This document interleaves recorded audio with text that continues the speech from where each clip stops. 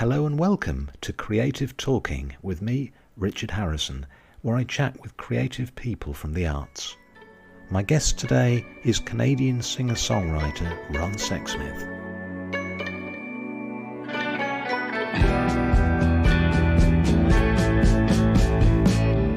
When will the morning come?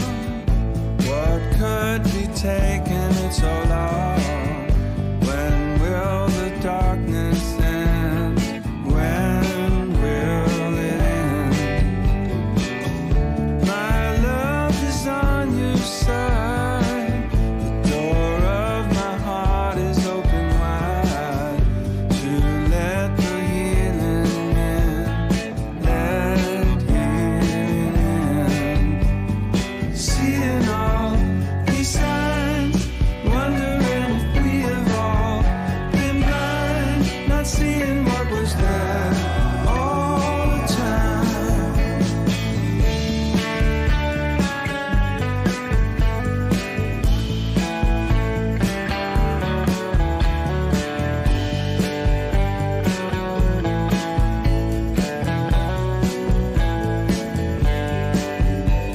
Seeing all these signs, wondering if we have lost our minds in missing what was there all the time.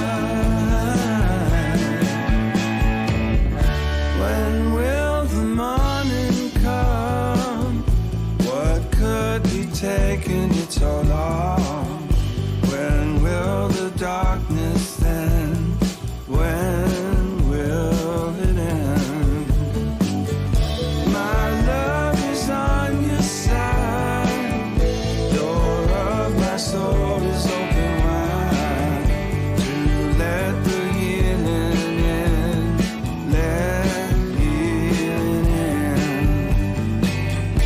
La la la la la la la la la la la la. When will the morning come? Oh, when will the morning come? That was When Will the Morning Come from Ron's new album Hangover Terrace, but I began our conversation by asking Ron about his early encounters with music. I was drawn to the radio. I mean, at that particular time in music, it was a very melodic period of music.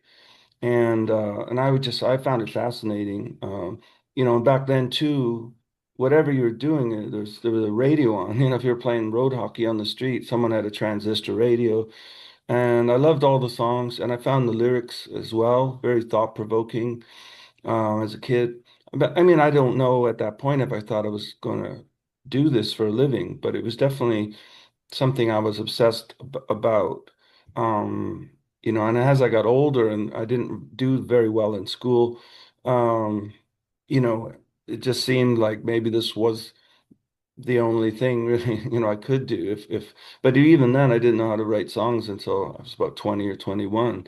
So I mean it took me longer. Well, in general it takes me longer to do things than most people anyway, because yeah, so it was definitely a dream, but it didn't seem like a very realistic one. In school, I remember I was in grade four and I wasn't keeping up with the class, and they put me back to what they used to call a slower grade, and I was really kind of embarrassed by the whole thing. But then they put me up into a grade five creative writing class because they felt that I was daydreaming all the time. I must have stories or something. And I thought that was interesting. And I remember I wrote the school play, for the Christmas, the Christmas pageant or whatever. So I thought that was, pretty thoughtful of those teachers to do that. I was definitely, what you'd call a space cadet. I was daydreaming all the time and had a very vivid fantasy world. I used to dream about wanting to be a detective, and in fact, we started a detective agency, and, I remember we put flyers all around the neighborhood and with our home phone number, which my mom wasn't too impressed with because people started calling. So, I mean, it was a very free range childhood, but music was always, it was just always the soundtrack, you know. So Ron already has a magnificent back catalogue, but I focused on an album I'd recently rediscovered, Retriever, made in 2004.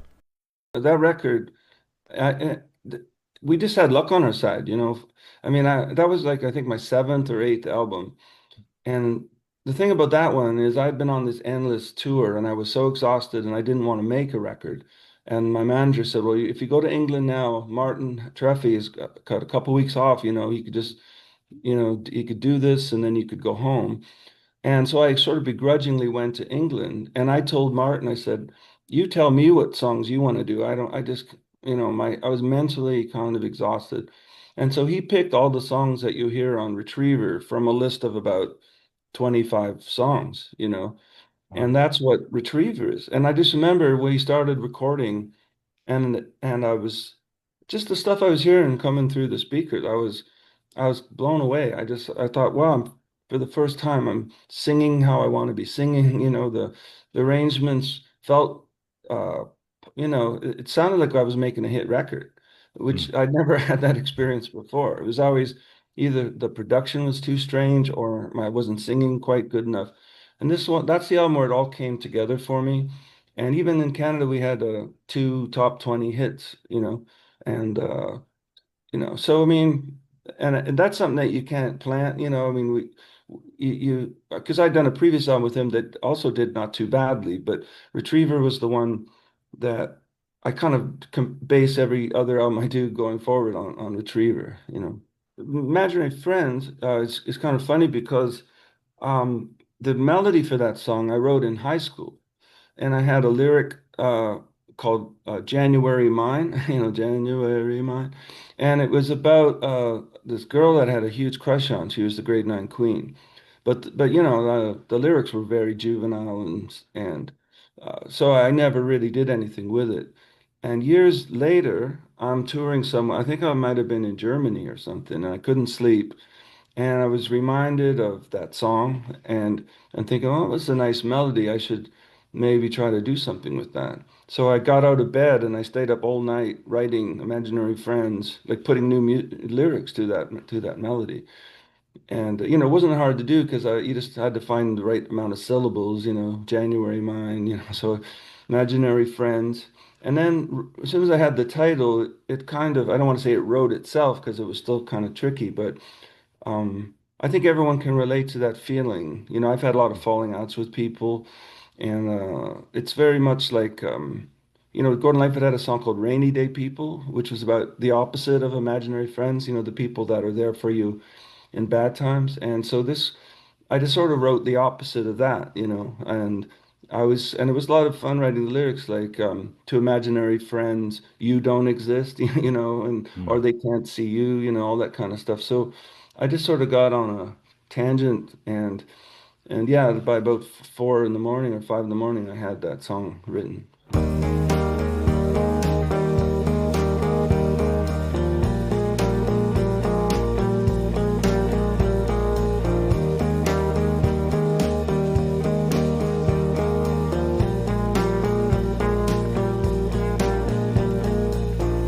Imaginary friends, they will always let you down. And when all the good times end,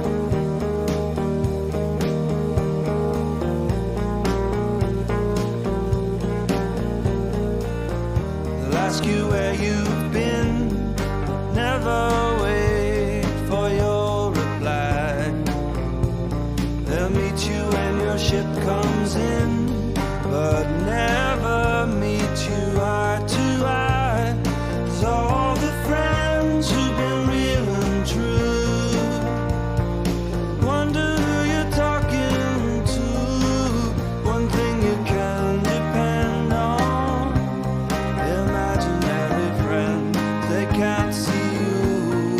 No, no. You can paint them a beautiful picture, but they won't understand. Whoa, you can count all your friends on the fingers of one scarred hand.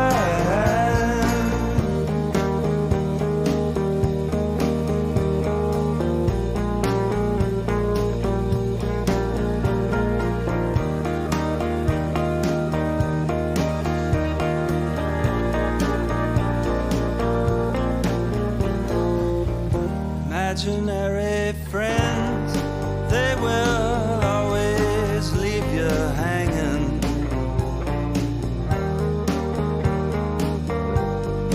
And you won't see them again, for they've gone where the action is.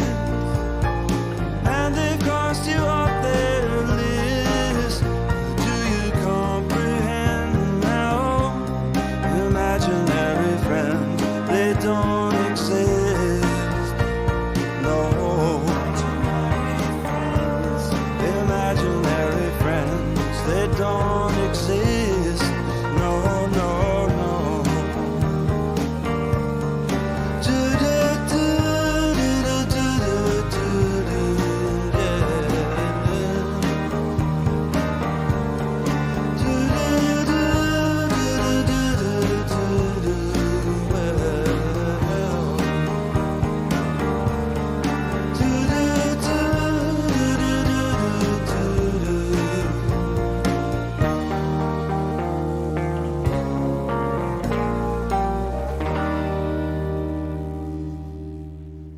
Ron Sexsmith with Imaginary Friends from the album Retriever.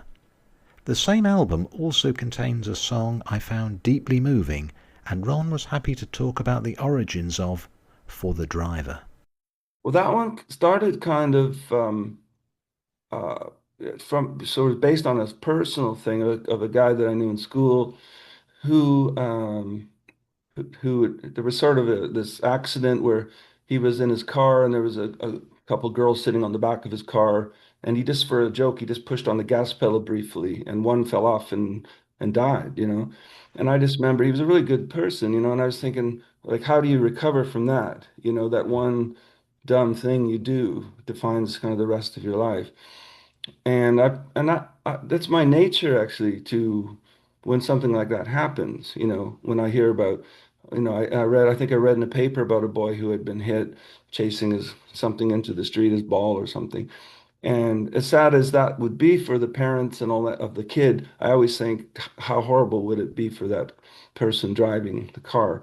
So it was that sort of and that set me off on that song. Just started thinking about you know, yeah, just where empathy is not one-sided. You know, you can see all sides, or I've always been able to see kind of all sides, and I don't think it ever really gets talked about. You know, sometimes the other perspectives of these tragedies. You know, so and I don't really remember how the other verses came to me, but I was just. But yeah, that's a song I very rarely play for some reason, but I do like that song.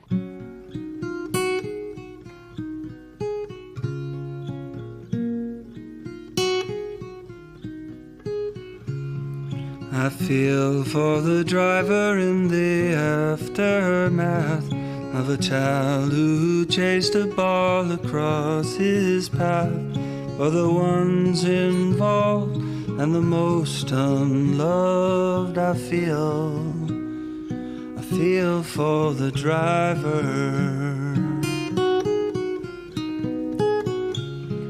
I feel for the soldier in the throes of war, sent off to settle someone else's score, for the ones involved and the most unloved. I feel for the soldier.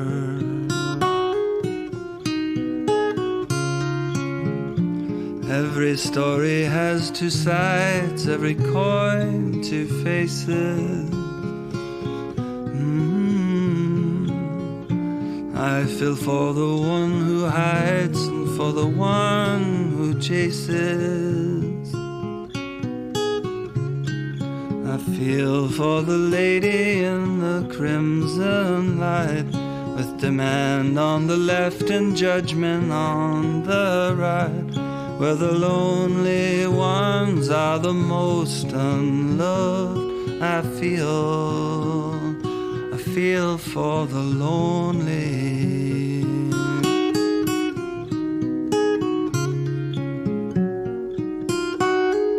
I feel for the soldier.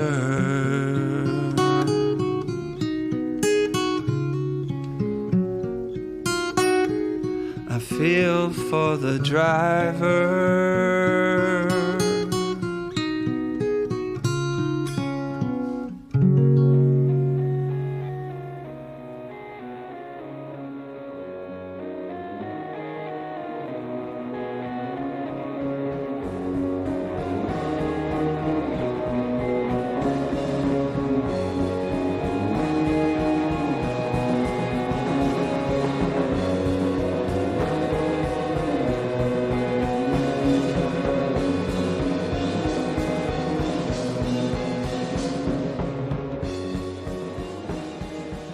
With such a legacy of varied quality songs, I asked Ron where he got his inspiration from.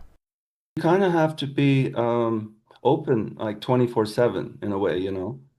And you have to it's kind of like just noticing when, you know, somebody might say something and it hits you a certain way, and you know, and a little light bulb comes on over your head, and you sort of make a mental note like, oh, there's something, maybe there's something in there to kind of ruminate on. You know, I sort of have what I call this kind of the Winnie the Pooh method in a way. I walk and I sing and I hum to myself, and usually from that I'll get on a melody. Sometimes the melody will imply a lyric or a phrase, you know, and I find myself, you know, kind of just singing it to myself. And sometimes I may already have a first verse written, like, but with no music, and I just have to walk around and think about it and sing it 20 different ways until I find a melody where I don't feel like I'm ripping anyone off, you know, and all that kind of stuff. But it really is, I just have to be open, and that's sort of my job, is to be aware of a song idea, because you may not, Mm. you know, it may not be apparent when you first hear it, or someone may say something to you and you don't, and you know, months later it comes back to you, and you know, because you know, it's some internal thing that sort of checks it off when it hears. It's like watching a movie and one of the characters said something, Mhm. and you're like, oh, was that for me? Was that line, was I supposed to do something with that? You know? So you can't talk about it without sounding kind of crazy, but it really is this sort of, and that's the thing with inspiration. It's this little nugget of whatever it is. It could be a melodic phrase, and then you're left with it, and then it's up to whatever craftsmanship you have, or you know, whatever knowledge you've, you know, picked up over the years, to take that little idea.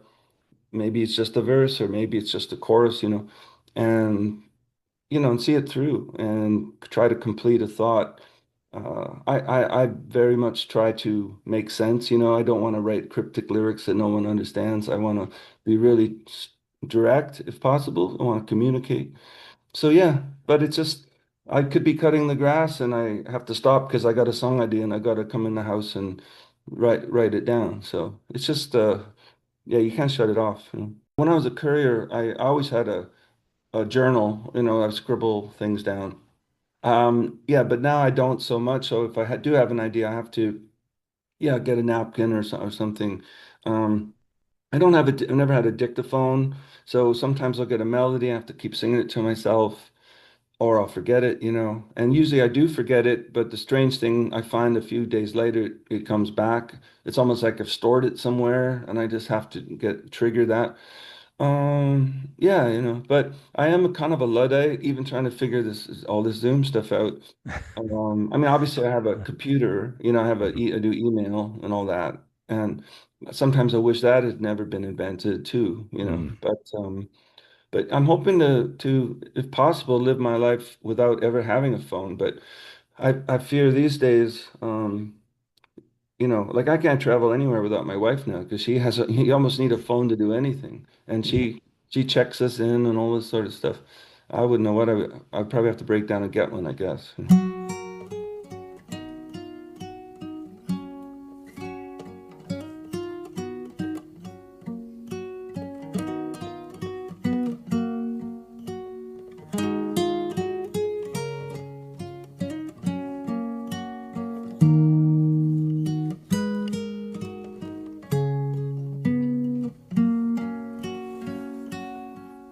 The angel on my shoulder knows my heart, knows how hard I try, knows I'm hurt inside, points me in the right direction like a bird in flight. The angel on my shoulder whispers to me in the night that everything will be alright. The angel at my window holds my hand, understands my kind, refills my glass of wine, talks me down from sorrow, helps to leave my fears behind. The angel at my window sweeps the shadows from my mind until the darkness seems to shine.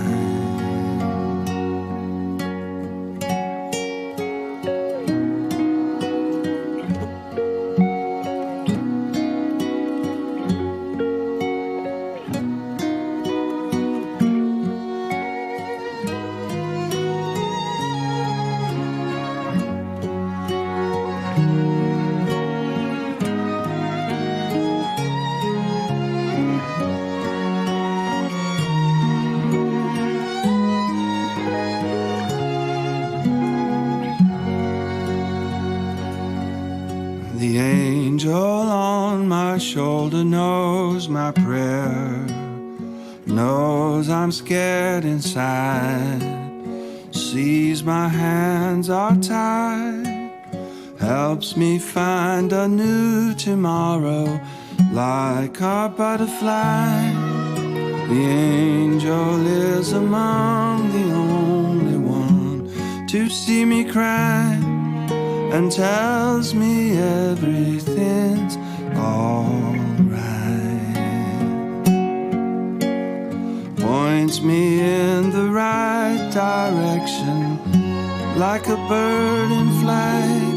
The angel on my shoulder whispers to me in the night that everything will be alright.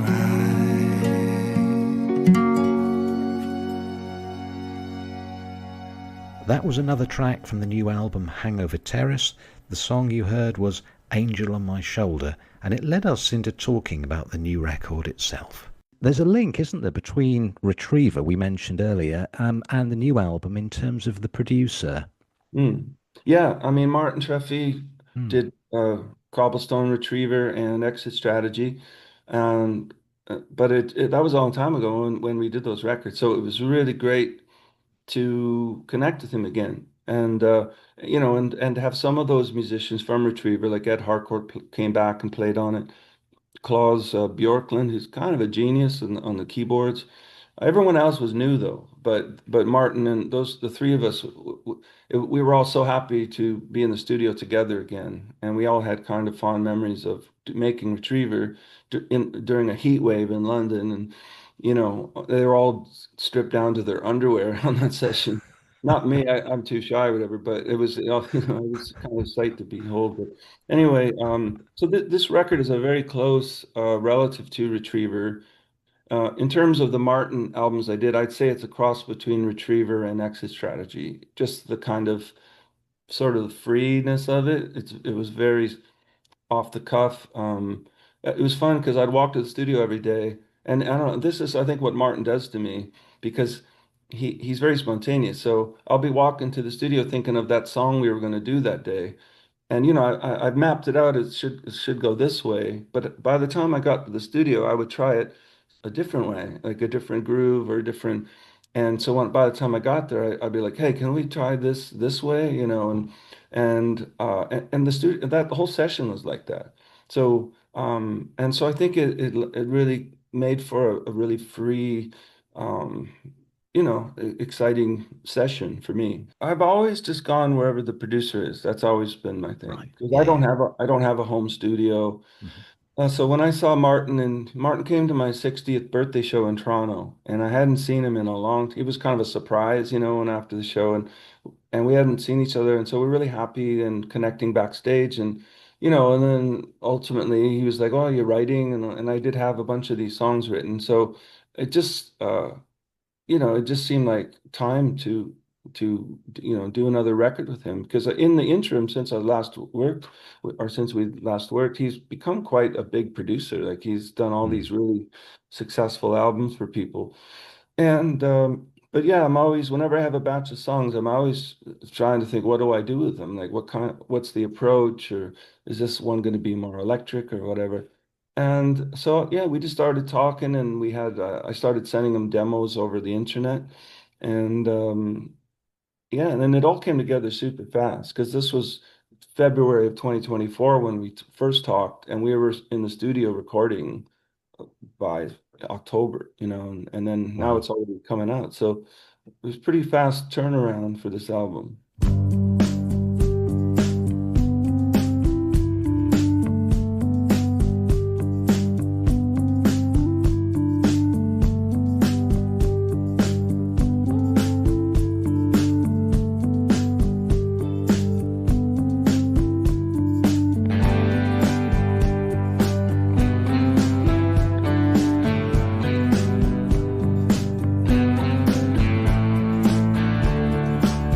Hearts get broken so many times, like a puzzle. There's always one piece you can't find. We must remember to be more careful this time. Love's impatient, don't ever stall. Keep it waiting, don't make it stand out in the hall. It's a loyal patron who just wants some attention, that's all. Ooh, darling, don't lose sight of our love. Don't lose sight of our love. Keep in touch with our love. Keep an eye on our love. Keep an eye out, wherever shadows may fall. Should there be ghosts of yesterday in the hall? Think it best we keep our eye, best we keep our eye on the ball.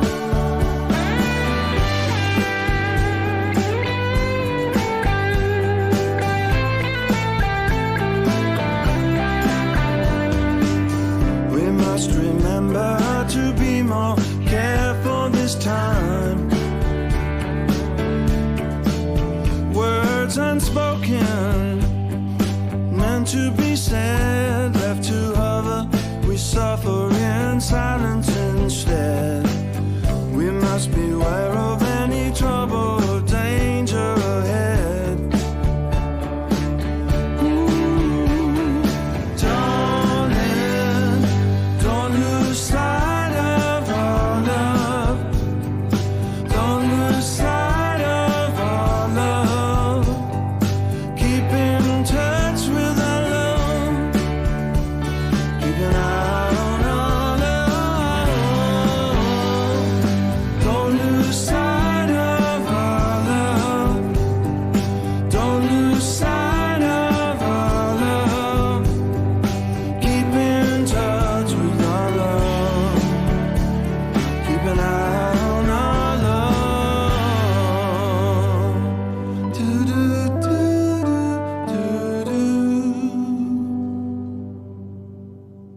Don't Lose Sight is another song from the new album, and I asked Ron whether the lyrics or the melody came first.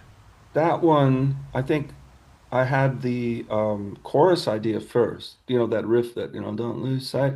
I was for the longest time, I wasn't very good at writing choruses. If you listen to most of my early albums, they don't have them. They're all refrains or something. And I was actually watching Coldplay when we toured with them, and every night we'd watch it. Their songs would kind of open up to this big sing-along chorus. And I was like, man, I gotta figure out how to do that. And so I think that's one of those cases where I had and even Retriever, I think, was the first album where I had choruses, like Not About to Lose and Whatever It Takes and whatever. And the genesis of this song goes back kind of even further than Retriever, because I remember playing this for my publisher years ago, and he liked it, but he didn't think it was finished. And so I never finished it until last year when I was reminded of it and it all kind of came together. Um, so, but I just when I wrote it, I knew it had to be on. When I finished it, I should say, I knew it had to be on this record, and I felt that it should be the first song because I think if you're a fan of what I do, it's the kind of song that you hope I might come up with. You know what I Mm, mean? Like mm. it's very straight ahead.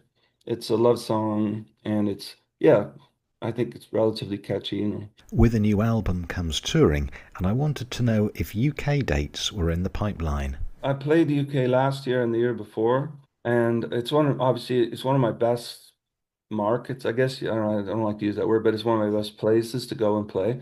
But we figured that because I've been there so much, I should probably wait till next spring. Mm. So we're gonna do the US, which is very scary at the moment to go down there, but we're doing that.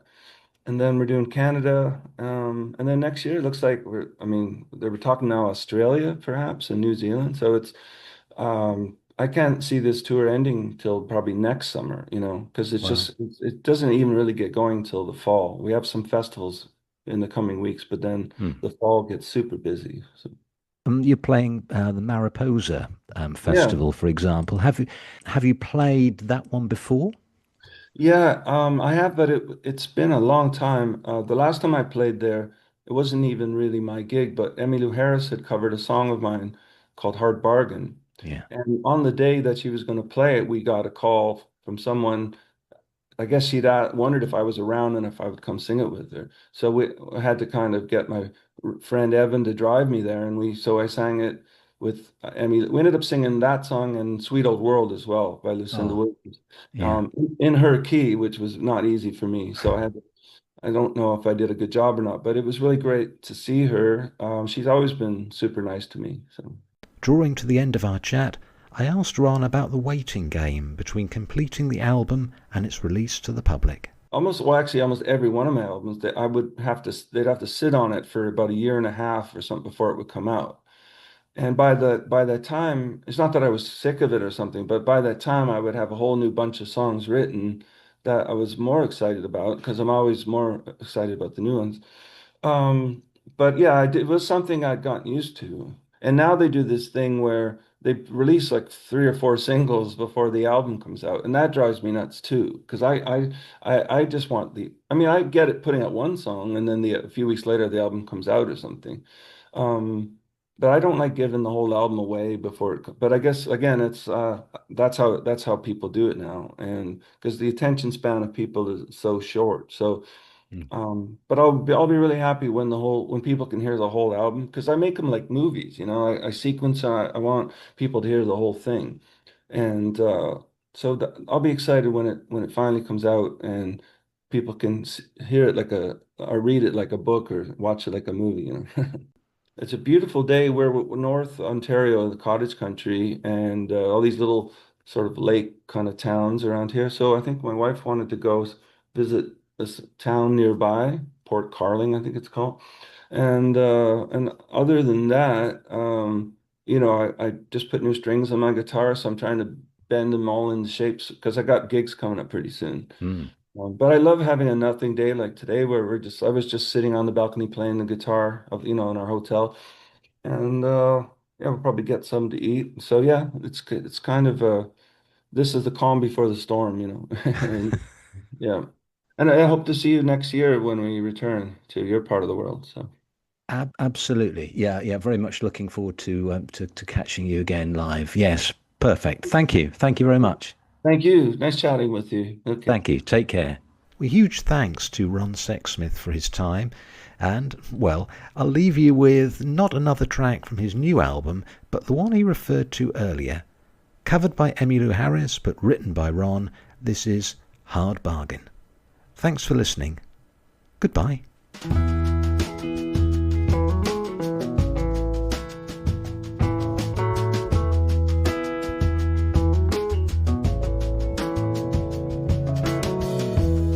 I'm a bit run down, but I'm okay. I just feel like calling it a day. But you send me back to the start. You drive a hard bargain.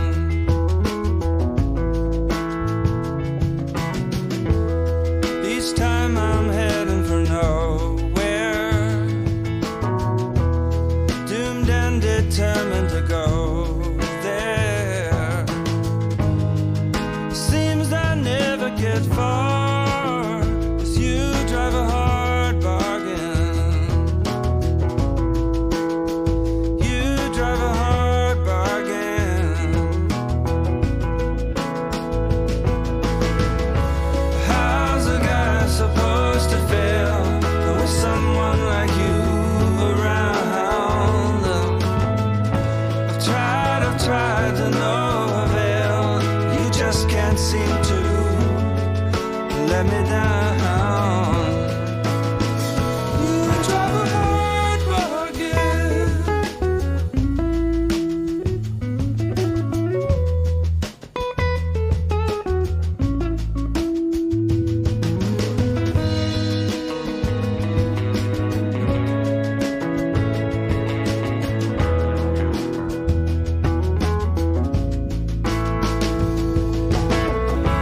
How's a guy supposed to feel with someone like you around? Try to no avail. You just can't seem to let me down. You drive a hard bargain. You drive a hard bargain.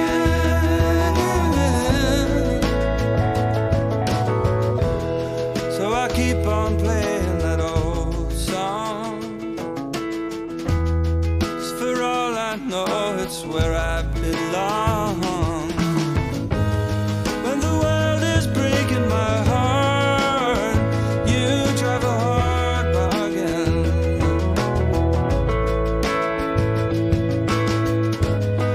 You send me back to the start. You drive a hard bargain. You drive a hard bargain.